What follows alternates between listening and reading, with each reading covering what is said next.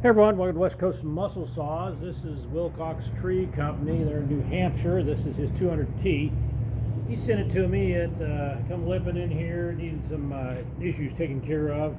Had a leak on that oil reservoir. I showed you a video of that reservoir where it was leaking on the gasket there. Resealed all that. It had a leaky seal. Got that taken care of. Got some rings in it, and give it a good once over, and we'll fire it up and let you listen to it.